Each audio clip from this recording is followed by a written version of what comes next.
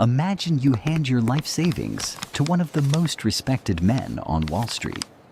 A man who ran the NASDAQ. A man who had dinner with regulators. A man the government trusted to write the rules. Now imagine, it was all fake. Not lost in bad trades. Not wiped out by the market. Stolen. One handshake at a time. This is the story of Bernie Madoff. The man who looked you in the eye, shook your hand, and robbed you blind for 48 years. 1938, Queens, New York. Bernie Madoff is not born rich, he's born hungry.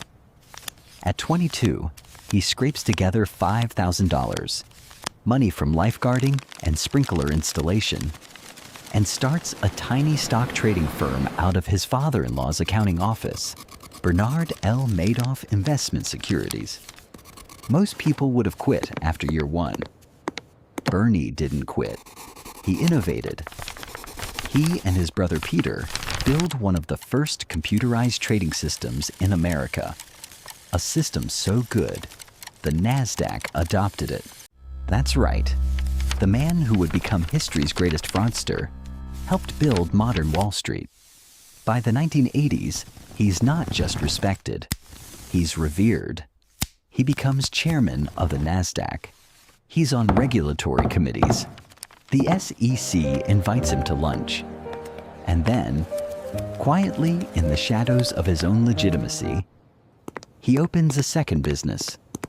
Not on the 18th floor where everyone could see, not on the 19th floor either. On the 17th floor, a floor with a hidden entrance, a floor where nobody asked questions.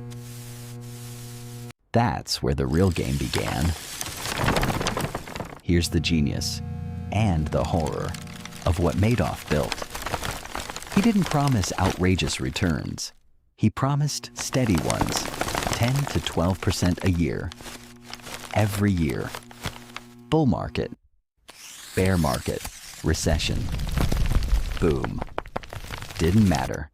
The number always went up. That consistency was the lure. Because real markets are messy. Real markets go down. Madoff's never did. The strategy he told clients? Something called split strike conversion. Complex enough to sound real. Vague enough that nobody fully understood it. But here's what was actually happening. Clients wired money in. Bernie deposited it into one bank account at Chase Manhattan. No trades, no stocks, no strategy. Just a spreadsheet of lies and a printer that produced fake statements every month. New investors paid old ones. Old ones told their friends. Friends told their friends. He didn't advertise. He excluded people, which made everyone want in more. Getting into a Madoff fund became a status symbol. Charities, celebrities, banks, and the regulators? A man named Harry Markopoulos, a financial analyst from Boston, figured out the fraud in 5 minutes. 5 minutes. He took a 17-page report to the SEC in 2000, then again in 2001, 2005, 2007. He literally told them, I drew pictures. I don't know how I could have been more explicit. The SEC ignored him every single time because Madoff was too big, too connected, too untouchable. And for nearly 3 decades, the machine kept running. Then came 2008. The financial crisis hit like a wrecking ball. Markets crashed. Panic spread. And suddenly, everyone wanted their money back.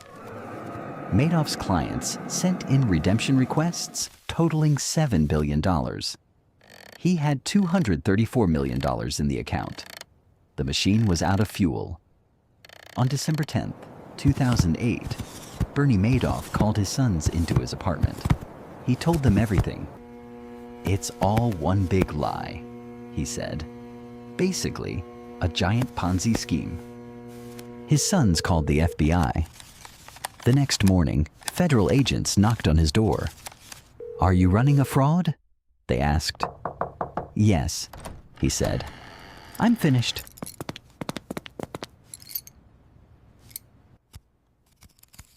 He was arrested, pleaded guilty to 11 federal charges.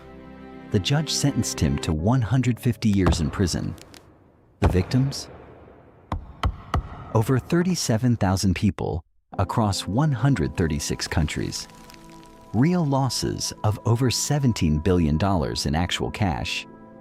Pension funds wiped out, charities destroyed, entire families shattered. One investor, a French financier, took his own life 2 weeks after the arrest. Madoff's own son, Mark, took his life 2 years later on the second anniversary of his father's arrest. And Bernie, he died in federal prison on April 14th, 2021, age 82, still serving his sentence. The scariest part of this story isn't the money. It's that it worked for 48 years. Because people wanted to believe. Because the government looked the other way. Because when someone is that respected, we stop asking questions. And that's exactly what con artists count on. Don't stop asking questions.